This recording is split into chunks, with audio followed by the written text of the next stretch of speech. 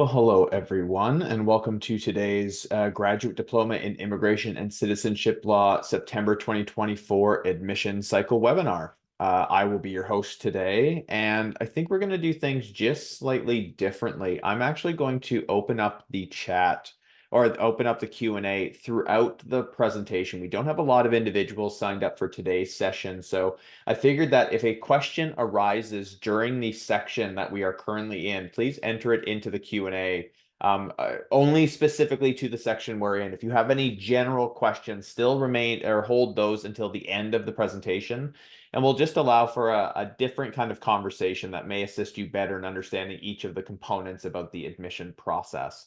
But for the most part, I will go through the standard admission webinar here, and we will try to get as many of your questions answered before we hit the end date or end time.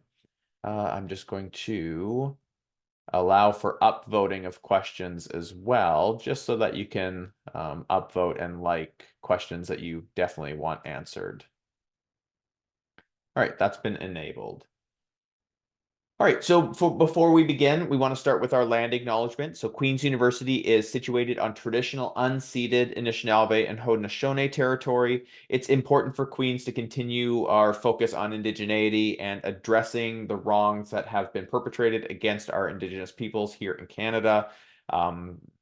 Queens is physically situated in Kingston, which is on unceded Anishinaabe and Haudenosaunee territory. It's important for us to continue to acknowledge that as well, and to address the places where our students, both self-identifying as Indigenous and not, learn more about indigeneity at Queen's. I encourage you to review the Office of Indigenous Initiatives website, as well as the Four Directions Indigenous Student Center website. So I'll be your host for today. My name is Don Ames. I'm the manager of admissions and recruitment. I'm joined here by Jolene, my program coordinator for the program. We will be answering your questions as best we can throughout today's presentation. So the agenda today, like I said, we'll go through the standard agenda. We'll have our GDipICL program overview, so just some general information about the program itself. Then we're going to get specifically into the admissions process. I'll be reviewing each of the admission criteria, some tips for each of those components, and then we're going to look specifically at September 2024. So I already see a question that has popped into the Q&A box. I'm going to actually delete this. What I'm asking individuals in the session to do today is to ask questions that's only relevant to the topics that come up onto the screen until we get to the end of the presentation. And then you can ask your general questions at that point. So anything that's on the screen, you can ask a question about, and we'll just take the time to answer it at that point because we have a smaller group today. But all of your general questions about admissions, please hold until we get to the Q&A section at the end. All right, let's go ahead and jump into the GDipICL program overview. So some general highlights of our program. So we've been running this program since January 2021. We are completely online. Our entire program is delivered online, and we are the only English language pathway to becoming a licensed immigration consultant in Canada or abroad. So the regulating body, the College of Immigration and Citizenship Consultants, put out a call for proposals to be the education partner, both English and French, for this program. So two institutions submitted proposals that were approved. Queen's is the successful English language recipient, and the Université de Montréal is the successful French language recipient. So these two organizations are the only entities that are able to offer the education pathway for individuals to become eligible to write the Entry to Practice exam, or EPE for short, with the college. So everybody who's interested in becoming a regulated Canadian immigration consultant, or RCIC for short, this is the program for you if you want to learn in the English language. Our program aligns with the college's essential competencies for the profession of RCIC. So that's how we've developed this program, specific around what the regulating body is looking for in a professional RCIC. And we've been issuing this program now for over 3 years, and we're extremely pleased with what we've been able to produce, both in the program and what our alumni are able to produce outside of the program. We provide a deep understanding of Canadian immigration and citizenship law, policy and procedures, and all of this translates not only into becoming an RCIC, but also into other professions as well. So for individuals who are interested in getting into government or NGO work, private organizations that have an international recruitment or citizenship requirement, any organization that has immigration embedded into its mandate. HR professionals are going to really benefit from this, or anybody who's in a legal profession.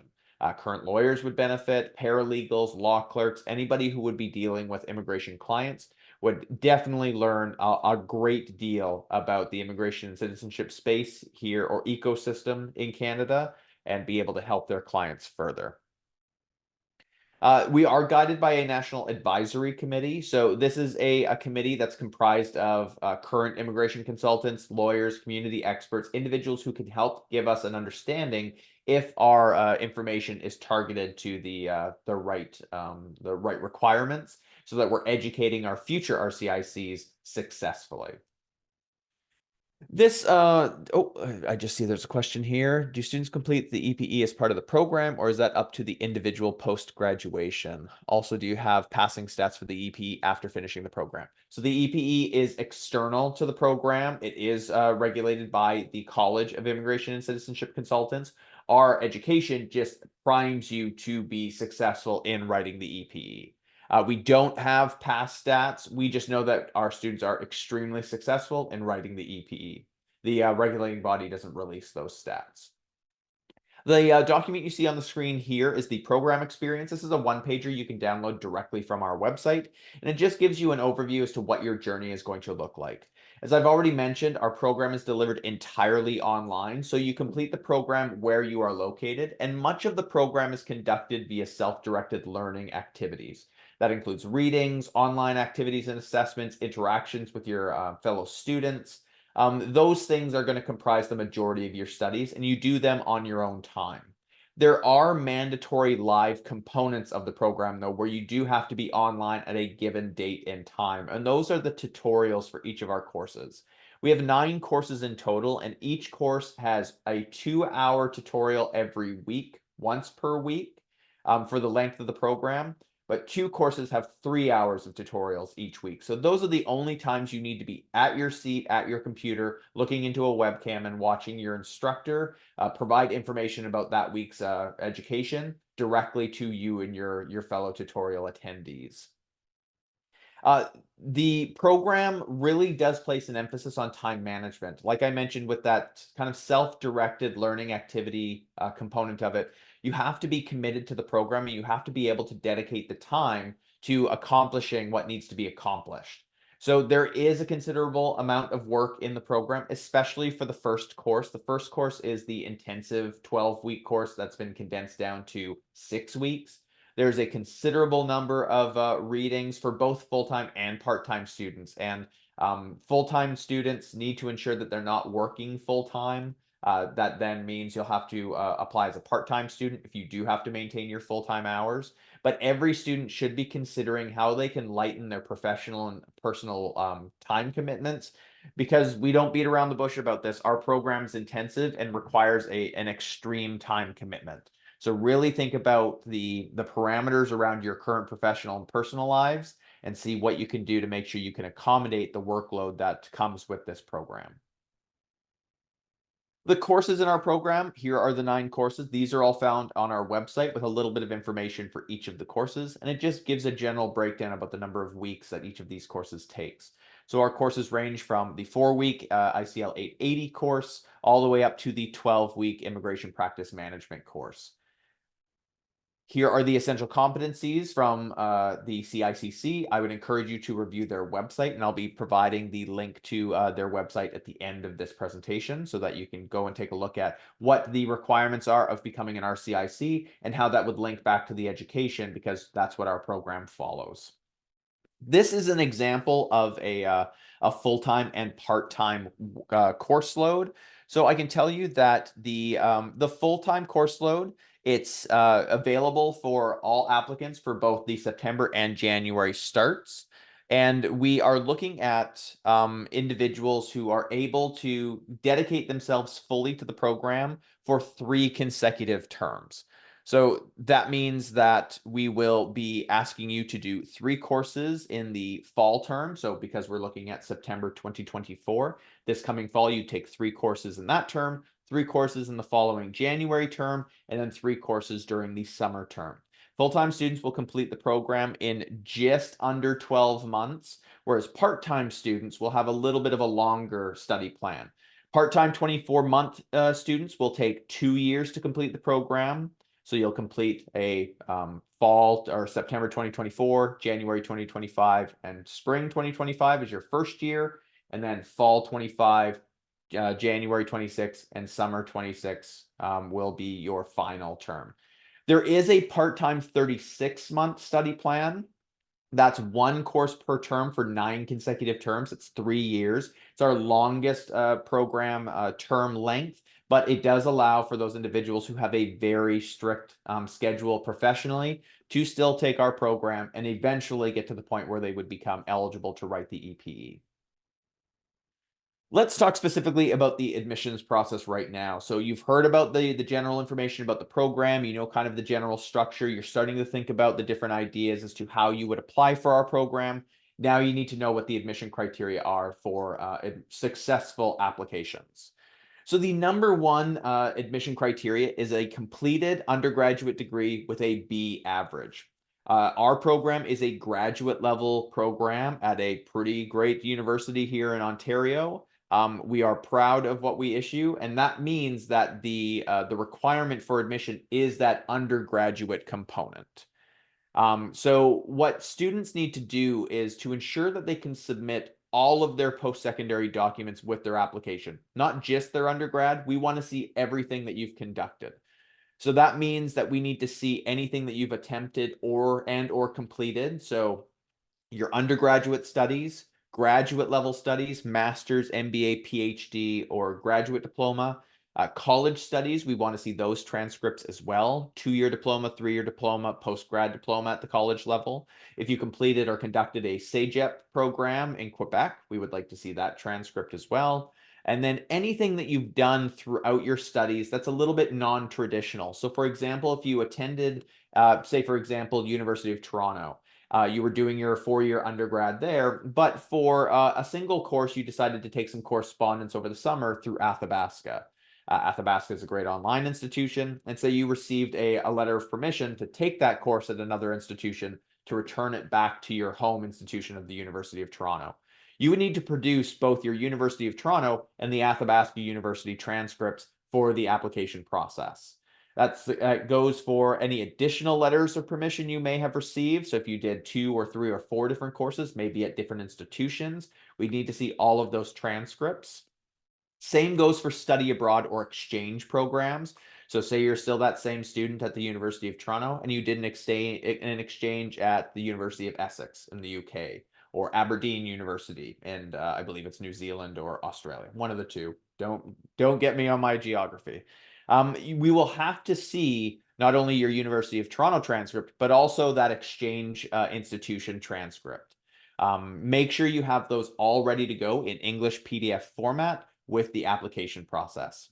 Also, if you conducted any non-degree studies, so if you just conducted some 4-credit online courses outside of a degree, maybe you completed that U of T 4-year degree 20 years ago, but last year you decided to go to Athabasca because you were interested in doing a film course. We would want to see the University of Toronto transcript as well as the Athabasca transcript. Basically, the rule of thumb you should be taking into this is that if you received credit from a post-secondary institution, document it on the application, and have the transcript available in English PDF format. Some transcript examples as to what we're looking for. So the item on the left there is an example of your traditional North American 4-year undergraduate transcript. It has a note that it's an official transcript. It has some sort of seal or insignia from the institution. It's signed by somebody. But what the key element is of this document and all documents that we're looking for in regards to your studies is this component here. It's the outline of what you took in any given term, the courses taken, the grades achieved for each of those courses, and the credit amount associated with each of those courses. Now, international transcripts may look completely different from what you're seeing here. Some individuals have 1 page, which calculates their entire 4-year, 3 or 4-year undergraduate study, just like this one does. Some institutions provide one document, one page per term. So if you did a 4-year degree, that's 8 individual terms, you would have 8 individual documents. Some people call them mark sheets, some call them mark assessment sheets, but primarily what we are looking for is what is there in that circle. The courses you've taken, the grades you've received, and the credit associated with each of those grades. The image on the right-hand side there does have a kind of a little bit of information about that institution and how they grade or how they manage their transcript. If you happen to have a transcript that has some information on the back side, go ahead and scan that as well and include it with your PDF with your application. If you don't have a reverse side of your transcript, that's fine. Just make sure you include the front side and include all pages of your transcripts. Everything that you've got, you should be including in with your application. An additional document you may need to take into consideration, especially for international credentials. Sometimes a transcript will note that you completed your program and that you had a degree conferral date, which is basically your graduation. If you don't have that, the School of Graduate Studies and Postdoctoral Affairs, which is the organization that manages our application system here at Queen's, they require proof of completion. So if you did complete your undergraduate or graduate program, what have you, make sure you include a copy of your degree or diploma certificate. Basically, what we're looking at is the program you completed and the date that your diploma or degree was conferred. Really would be beneficial to have this document ready as well, because the more documentation we have up front, the better. Let's see. If an unofficial transcript contains the course name and grades that will be accepted, or does it need to be official with seal? So, the admissions process will accept unofficial documents in kind of a way for the admissions process. Now, this doesn't mean that you go to your University of Toronto online student profile and you print off a copy of that. That's not sufficient. We would need to see if you have your own copy of a transcript. If you received a physical copy of your transcript, you scan that and send it in to us. That would be fine for the admission review process. Official documents are only required from those who receive an offer of admission, or if the School of Graduate Studies and Postdoctoral Affairs office deems the transcript unacceptable, then you'll have to have official documents sent on your behalf directly to the SGSPA office from your post-secondary institutions. Or if you possess sealed and signed copies of your transcript, you can send those into the SGSPA office on your own behalf, and they would be marked as official and received, but then they become the property of Queen's University. So just make sure you're knowledgeable that if you have sealed and signed copies of transcripts and you're submitting them on your own behalf, they no longer become your property, they're Queen's, and they may not be returned. One other key component here is that we don't accept WES or third-party documents for admission consideration. So if you have a WES assessment, you can send it in addition to your official documents or your copy of your transcript, but you can't submit WES documents solely for the admission review process. So some key tips here when it comes to your undergraduate and graduate level studies, all of your post-secondary studies, make sure you have PDF copies of your all of your documents with your application. Include all pages, all years, don't miss one. Include a copy of your degree or diploma certificate if you have that available to you. If necessary, you may have to have your post-secondary institution or institutions submit transcripts directly to the SGSPA office, either via email, fax, or physical mail. Email is going to be the fastest way to do that. The more documents you have, the better for us. And again, make sure you provide all of your transcripts for the assessment process. Let's see. A couple questions here. May I know the GPA of the B average? So for Queens, we are on a 4.3 scale. A B average is a 3.0. We don't provide pre-assessments. We can't tell you exactly what your transcript says in relation to connecting it to our program. You're basically going to have to think about your studies and how well you did. Typically on an international scale, we know that there's some places that say that provide a division or a level when it comes to their degree. Typically, second division upper and higher typically do meet the averages, but again, that's unconfirmed and not guaranteed. The only way we can provide an assessment is with a completed application and all of your transcripts provided for our assessment. Somebody's asking if I'm reapplying, do I still have to ask the colleges and universities to resend my credentials again? So for individuals who are applying from who've applied to a previous term, they're applying again, you'll have to reach out to the SGSPA office to find out what is required of you in regards to your previous documents. If you applied and just submitted PDF copies of your documents, you'll have to upload the PDF copies again. If you had your colleges or universities send documents on your behalf, typically they will be held for 5 years and they can be utilized for a future application, but make sure that you are talking to SGSPA directly to find out if that's the case. All right, let's move on to the next requirement. So the transcript requirement, all applications are going to require that.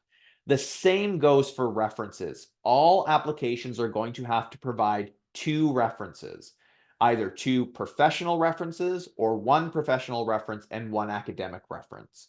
So let's take a look at the 2 different types of references that we have. First, let's start with the professional because every application is going to require at least 1 professional reference.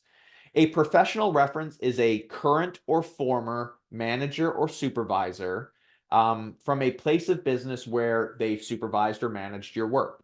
So that could be a job that you are currently working at, a job that you've just recently left, a job that you attended 10 years ago, both domestic in Canada or international. We accept managers or supervisor references from any individual who is a former or current manager who's not family, friends, a colleague, or a coworker. So it has to be somebody who is at that level above you. What the real key here, though, is that they know who you are and how you've worked in a professional setting, and that they're willing to provide information on your behalf directly to us for your application. References don't get submitted by the applicant. So say you have reference letters from 2 previous managers. You don't send that in on your behalf. You have to get the contact information for those managers so that they can fill out documents on their own and send it directly to the SGSPA office for the application process. You're not involved in the reference component aside from providing us the contact information for the reference. The same goes for academic references. Some applications are going to have to provide an academic reference. An academic reference is needed for those individuals who attended a post-secondary program within 2 years from the month of application. So anybody who attended a post-secondary program prior to January 2022 do not need to provide an academic reference. It's only those who attended a program since 2022 up until their application. They should be providing an academic reference along with a professional reference with their application. Professional reference, again, is very similar to the professional. An academic reference is very similar to a professional reference. Sorry about that. An academic reference is a current or former professor or instructor in the post-secondary landscape, someone who knows your work ethics and abilities in the classroom, and someone who's going to be able to speak on your academic abilities on their reference form that, again, will be sent directly to the SGSPA office. As mentioned, the only thing that you are going to have to do in this reference process is to enter your referee's information on your application. So this is why we encourage you to contact your references ahead of time, talk to them about this process, make sure they're comfortable providing you a reference, and then get their up-to-date information, their full name, their current job title and current organization, as well as their preferred email address. And this is key. Make sure the email address is spelt correctly on the application, because if it's not and you submit your application, the email will not go out to the right individual. Your referees will only be contacted by email. There's no phone process. There's no in-person process. It's only an email correspondence between the referee and the SGSPA office that matters in this process. You can still keep in touch with your reference, though, to make sure that they have received documents once you've submitted your application and they're willing to submit the documents on your behalf. So talk to them ahead of time. Talk to them once you submit your application so that they know as soon as you click the submission and pay for your application, they're going to be receiving an email right away. So encourage them to check their junk and spam folders to make sure that they receive their emails in a timely manner. Again, no friends, no family members, no colleagues, no coworkers, no classmates. These have to be individuals that are kind of apart from you and will be able to fill out the form in full. Again, all applications must have at least one professional reference. If you have any concerns about references and what you can acquire, contact us in our program general inbox, immigrationdiploma@queensu.ca. We can help you further with the reference review process. The final thing that all applications are going to have is a response to our personal statement of interest question. So a personal statement of interest is your opportunity to answer the general question that we provide to you on the application. And this is your time to shine. It's the opportunity for you to tell us about you in 400 words or fewer, about your interest in the program, and why we should be selecting you as an individual for admission consideration. Make sure you review the question in full and you take your time with your response and you answer the question fully. Again, we have a lot of quantitative data to assess individuals. We have lots of transcripts, we have reference documents, we have the items in your application. This is the only part that you really get to shine on your own. So it's why we encourage you to utilize the entire space.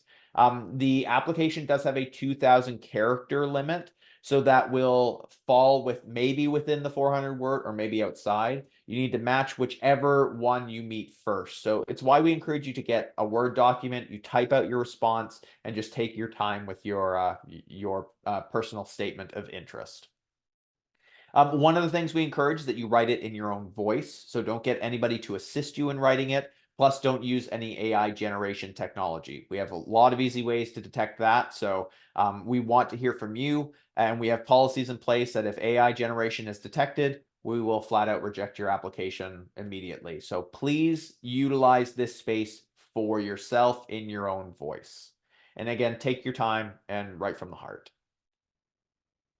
Now, while all of the other application items or admission criteria that I've stated are for all applications, the next few items are only for a few applications. The number one thing that many applicants will have to submit is an English language proficiency test score, or ELPT score for short. So our program is offered entirely in English. We need our students to be proficient in English to be successful in the program and then to move on to the EPE with the College of Immigration and Citizenship Consultants.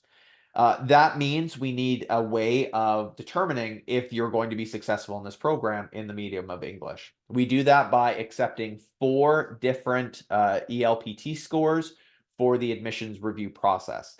This is not a process that is done later in the admission review. This is something that needs to be submitted by the document deadline for our application of May 1st. We do not provide conditional offers of admission for ELPT scores.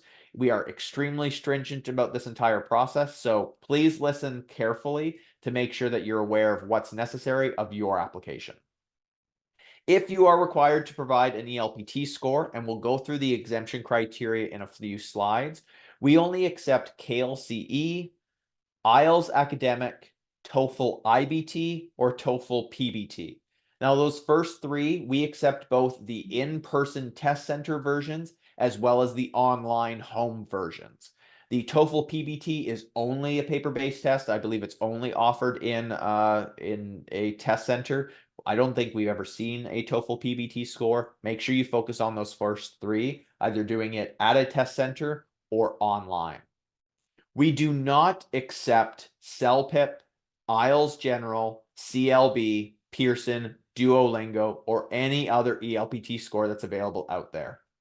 If you have one of these tests, do not ask us to utilize it in lieu of the other 3 or other 4. We won't do that. We have strict guidelines based off of these tests only. And you can see the scores associated with each of these tests. For a KLCE, you need to have an overall 70 with no band below 70. So of each of the 4 categories, they have to be at 70 or higher. IELTS academic, you have to have an overall 7.0 with no band or your category below 7.0. For TOEFL IBT, you have to have an overall score of 101. All of the categories except for one need to be at 25 out of 30. The one that doesn't have to be at 25, it has to be at 26 out of 30, is listening. And then for TOEFL PBT, you need an overall score of 607 total. One of the other things we don't accept, aside from the scores that I've just mentioned, we don't accept ELPT scores that are older than 24 months from the month of your application. If you have an ELPT score, if you have a KLCE or an IELTS academic score from anywhere before January 2022, you can't utilize that for the ELPT requirement, and you'll have to submit a new score. But let's talk about the exemption criteria, because not everybody is going to have to provide an ELPT score. And we've recently changed our exemption criteria, so anybody who applied prior to September 2024 should be aware of how we've changed this requirement. The number one requirement that we have on our website is that you self-identify as a native English speaker. This hasn't changed. This is the same as previous, and it's still a complicated exemption to meet, because there is no hard and fast rule when it comes to who is a native English speaker or not. Some of the criteria you should consider is that you've been utilizing English as your primary and only language since adolescence, both at home, professionally, and in the classroom. You've not taken any English as a second language courses, or you haven't had to do any English upgrading for any reason. That the country of origin for you does list English as an official language. Those are some of the criteria you could take into consideration when it comes to being a native English speaker. But if you don't identify or self-identify as a native English speaker, that's fine. We know that lots of individuals come to Canada bringing their mother tongues with them, and it's extremely important for you to keep that language alive. We really value that within this country, that you're able to speak to your friends, your family members, your community in a language that you're most comfortable in. But when it comes to our program, you have to be English language proficient to be successful. If you don't self-identify as a native English speaker and you don't meet our other exemption criteria, please ensure that you're able to provide an ELPT score for the admissions review process by May 1st. Sorry. The other exemption criteria is our education exemption. The education exemption is that you have completed 4 or more years of consecutive full-time academic study at a university where English is the official language of instruction. There's some things to parse out here, so let's go ahead and do that now. 4 or more years of consecutive full-time academic study. Full-time varies from institution to institution. Make sure you are going back to your home institution and finding out what denotes a full-time course load. Sometimes it's number of courses, number of credits, etc. You have to have a minimum of 4 consecutive years to meet this exemption criteria, provided that the medium of instruction was in English and provided that it was all conducted at a university. So some things to take into consideration here is that a 3-year degree program doesn't meet the requirement, but a 3-year degree program immediately followed by a 1-year master's program, provided there is no unnatural gap between those two studies. So typically when you complete a study, you complete it at the end of a winter term. So April, you take a summer off, and then there's another term the next fall. That means that would be consecutive. If you take a year off, however, that's no longer consecutive, and you'll have to provide an ELPT score for the admission consideration for admission review process. If your studies were at not at a university, if you did college studies, those will not be considered towards the exemption criteria. And what you have to do in order to demonstrate that English was the official language of instruction is that it either needs to appear on your transcript, or you need to get the post-secondary institution to provide a letter or more information directly to us informing us that the medium of instruction was entirely in English. So, have to be full-time, have to be 4 or more years of consecutive full-time study, has to be done at a university, has to be done entirely in English. Lots of things, lots of boxes to check.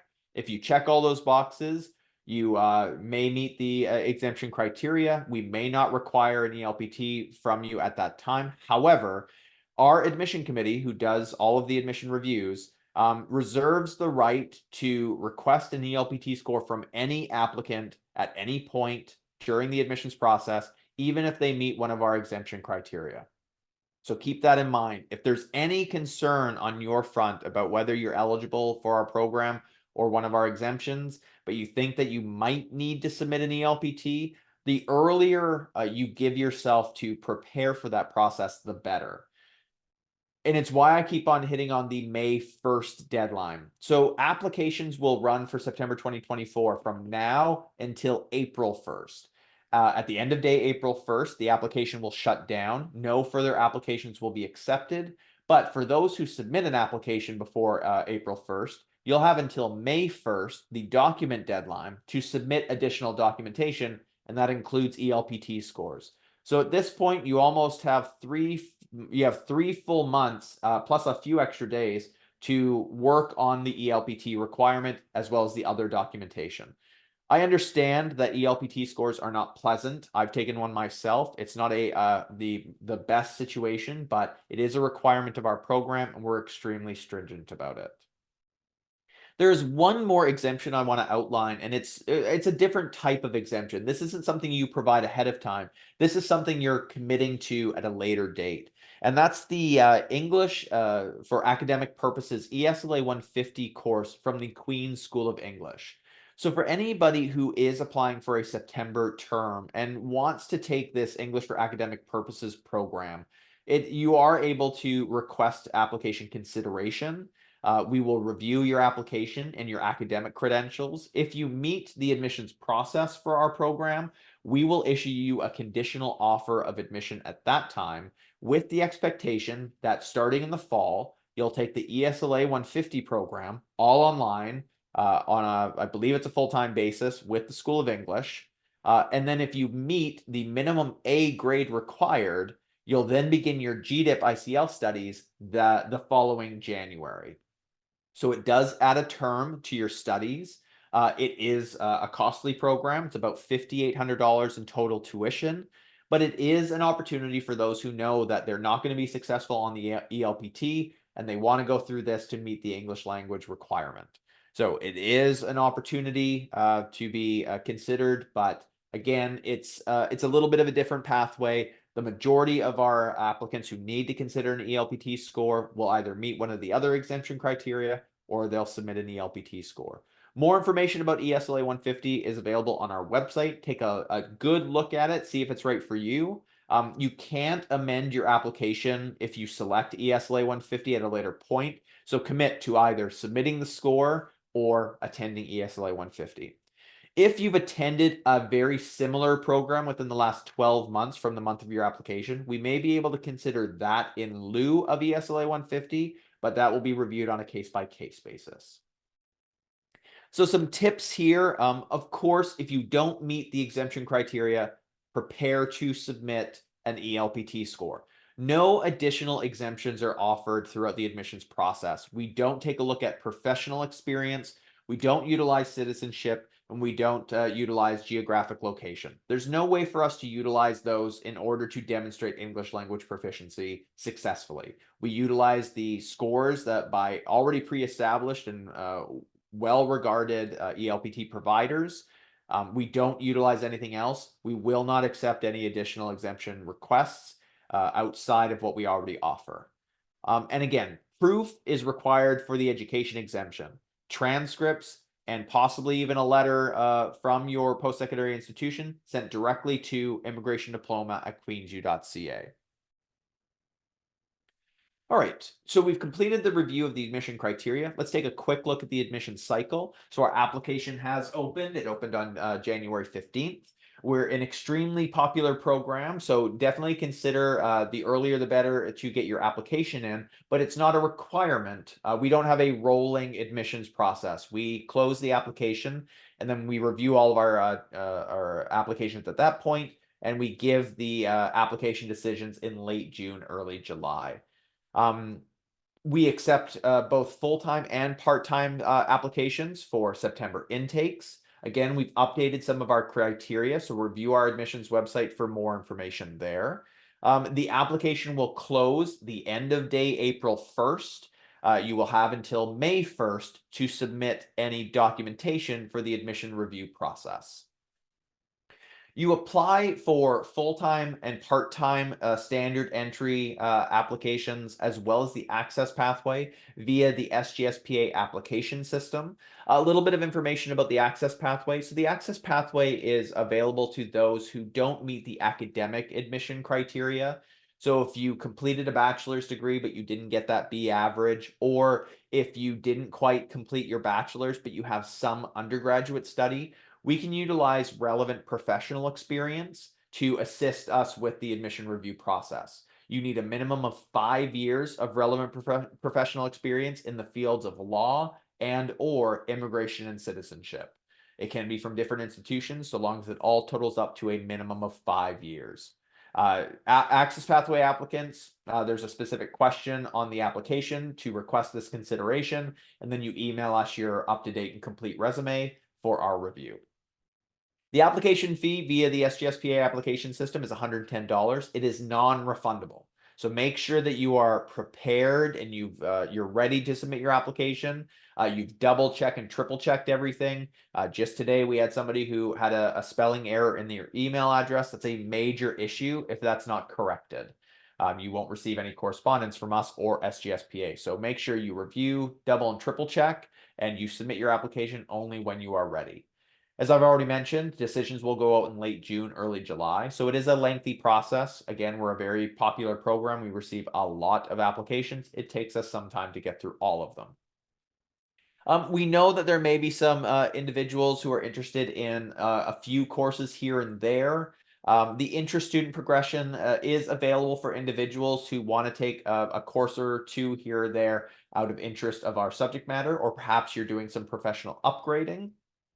The intra-student progression is not a pathway for those who wish to complete the entire program. The easier process is going to be applying directly through the SGSPA application system. Intra-students are available to only take a maximum of 4 courses, 1 per term for 4 terms. So that's a year and 4 months added on to a study plan. It's better to take a look at the other pathways in order to be competitive. And we're only reviewing applications for September 2024. We don't take applications for outside of this intake. You'll have to reapply at a later point to be considered for a later admission cycle. So again, some tips: review everything, make sure everything's spelt correctly. Be honest in your submissions. No AI generation technology, no assistance helping you write this from friends or family. Have all of your documentation ready. PDF format's going to be key. If you have them in black and white, it's going to keep the file size low. If you don't have those documents, be prepared to reach out to your post-secondary institutions to have them submitted on your behalf. Work with your referees ahead of the time that you apply, as well as once you apply, to make sure that they know that an email will be sent to them. They're checking their junk and spam folders. They're making sure they've received the documentation, and that you can monitor when they receive that documentation and when they're going to send it back to you. You can log back into your application via the SGSPA application system many times. It's a great way to check what documents still outstanding. The number one reason why applications don't get reviewed is that they're missing documents, and the number one document that is typically missing are missing references. So again, track your application, track your reference documents, make sure your referees are sending things back to the SGSPA office in a timely manner, and that your documents are being received. And again, the application fee is non-refundable, so apply only when you are ready. All right, I've been seeing questions here and there. Now we've reached the general Q&A section, so definitely go ahead and start asking your general questions. What we ask you to do is don't include any personal information in your questions. Don't spam your questions over and over. We will get to everybody. We have a smaller than usual amount of individuals here, so we will do what we can with everybody's questions, and ask only one question at a time, please. As we're waiting for questions to come in, I'll just let you know that we have a series of webinars coming up. Sign up for our mailing list or watch our Facebook page for all of these dates. We have very specific webinars as well. We have an Access Pathway webinar on the 13th of February.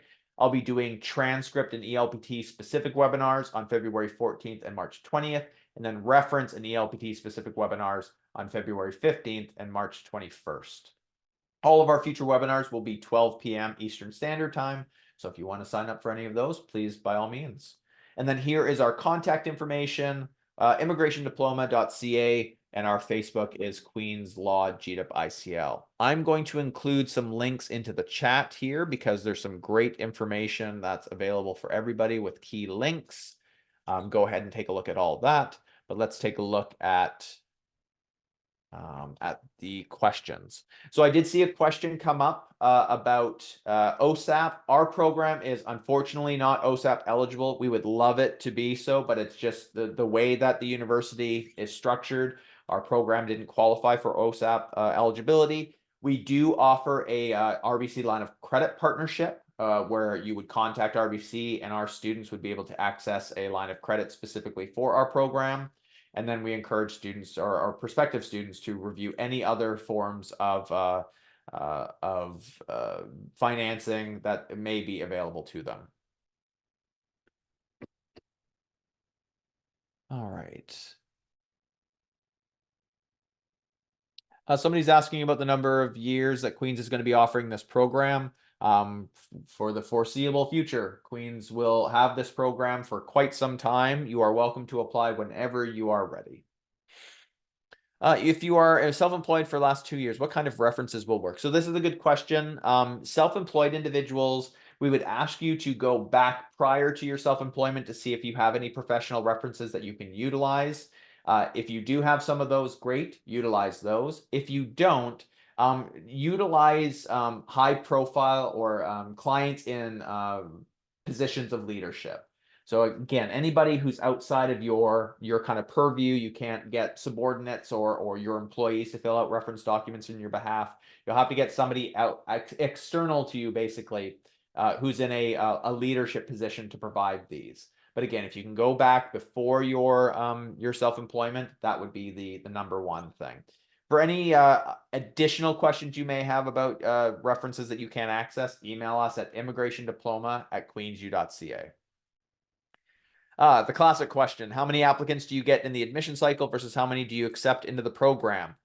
We do not provide those numbers out. That's just the circumstances. We don't give that information out to anybody. What we do say is that our September intake is the largest intake of our 2 intakes, much larger than January. It is the only intake where we accept part-time students. We don't have a specific split, full-time to part-time.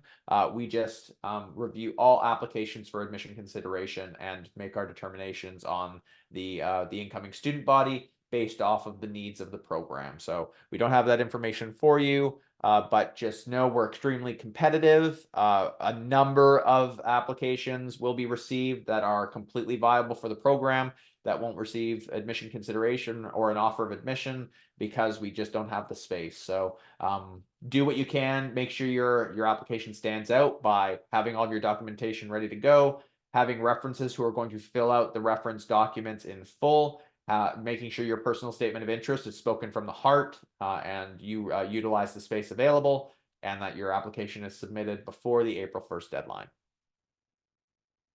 How can we determine if the grade we have is the minimum B? I received percentages for bachelor's and no grade was mentioned.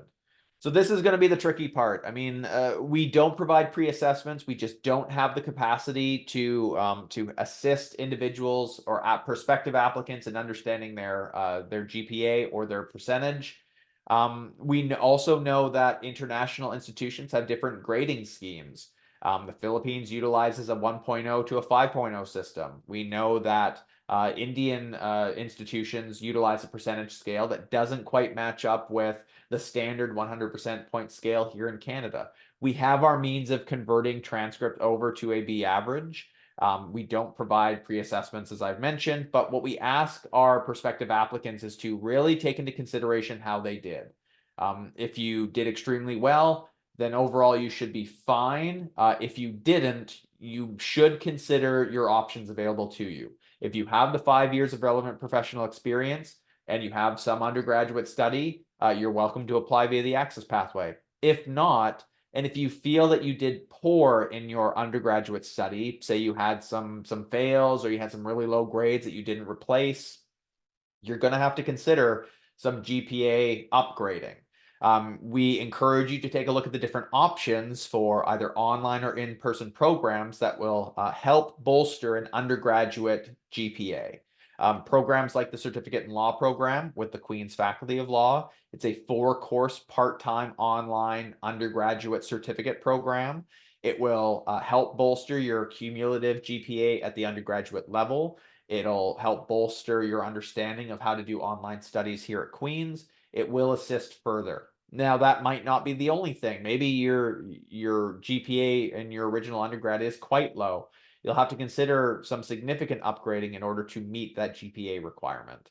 So take a look at your studies, think about how you did. Like I mentioned, for those organizations that utilize like a division scale, typically second division or upper or higher is good.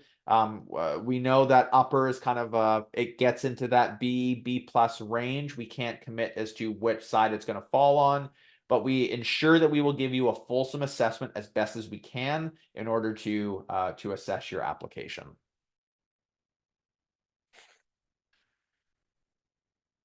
How can certificate in law end up with a graduate diploma? So it's not quite a one-for-one. It's not an entry point, I should say. So the certificate in law is going to help bolster your undergraduate GPA, but it's not a pathway. It's not like you complete the 4 courses and then you're eligible to enter the GDipICL. It's another credential. Again, it helps with that undergraduate GPA, and it will help give us an understanding as to what your commitment is for studying online at Queen's. So it'll assist, but it's not a direct pathway into the program. The second question in here is, if I have a master's from Iran and I have all the transcripts with me that I can upload as PDF, should I still ask my Iranian university to send them in sealed envelopes? So no, don't have your official documents sent directly to the SGSPA office if you possess copies of your transcripts first.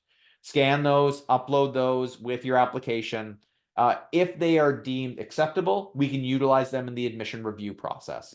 If you are offered admission, or if your documents that you submitted in PDF format are deemed unacceptable, that's when you have your post-secondary institution submit documents directly to the SGSPA office. The link that I provided in the chat, and I'll provide it again here, it is the 4th link. This is a great how to apply page. And if you take a look at the compile documentation drop-down menu, it gives you all of the details you need about the official document requirement. So if you've got things in your own possession, please make sure that you upload those in PDF format. That should suffice for the admissions process. All right. If we take ICL 810 and fail, will we get another chance or will we lose our admission? It's a one-shot deal for that admission cycle. Our School of English actually does some pretty extensive reviews of our ESLA 150 prospective applicants. So we will conduct our review at the, one second. Sorry about that. So for individuals who request ESLA 150, so we will review your application. We'll assess if you are deemed eligible for a conditional offer of admission, and we will note that. We will then submit your information to the School of English, and the School of English will run a series of tests to make sure that you're capable of meeting the B grade minimum. So we're not going to put anybody into a very expensive and timely program who can't meet the B average. And they have their means of working out who would be eligible to meet the B and who wouldn't. Or A average, sorry, A average on that. If you are deemed that you could meet the A average in the ESLA 150 program, we issue the conditional offer of admission and you begin the program. At the end of the fall term, we receive all the grades. If you don't meet the A average, we can't proceed. You didn't meet the conditions of your offer. We can't proceed with your offer. You will be withdrawn from admission consideration for a January start. You will be eligible to apply again. Ideally, applying again with the knowledge that you have from your first go around of ESLA 150 should make you eligible to then meet the score requirements on an ELPT score. Or you can apply for ESLA 150 again, and then you can go through the entire process. But just be prepared that if you don't meet that A grade, well, that's not meeting the condition, and we can't proceed with the GDipICL program in the following January.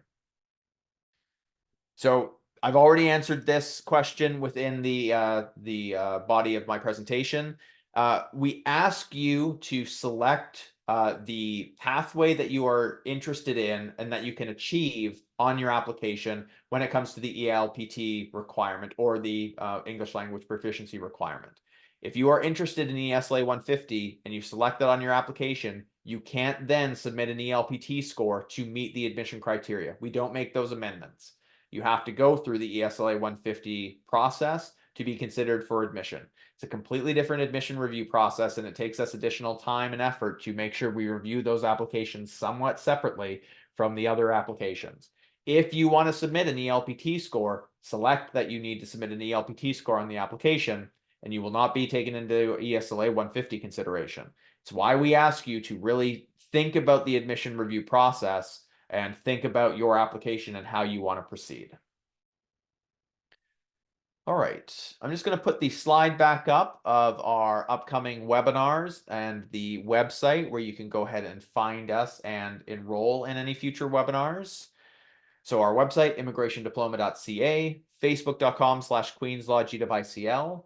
We have a mailing list. If you haven't already signed up for that, please definitely sign up for that on our contact page. And utilize the links that I've submitted in the chat. Lots of great information there for you. We will ask if there's any additional questions here from individuals, but I'll just quickly go through and see if there's any questions that I can answer.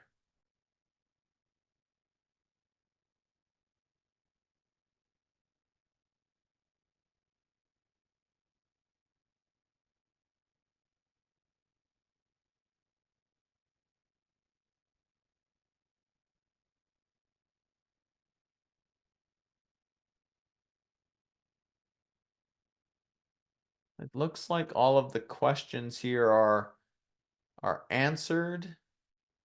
And I don't see any more coming in. So oh, there's one more. Oh, just a thank you. Not a problem. You are welcome. Hopefully this was extremely helpful. We're happy to provide this. It's why we're doing a webinar at least once per week, say for 1 week. Some weeks we're going to be doing 3 webinars. We want to provide as much information as possible to anybody who's interested in our program. The more you learn, the better your application is going to be, and the easier our admission review process is going to be to try and get you into this program. So make sure you're reviewing all of the information available to you, both on our website as well as on the SGSPA's website. We really do appreciate everybody being here. A little bit of a different thing. Happy to answer some direct questions here throughout the process. Hopefully it was informative. If you have anything further for us, immigrationdiploma@queensu.ca. Myself and my team are always here to assist you throughout the business days. We have a pretty quick turnaround on email responses. Happy to help you throughout this process. But now that we're done, go ahead and have yourself a great day, and we will see you hopefully sometime in the near future. Take care.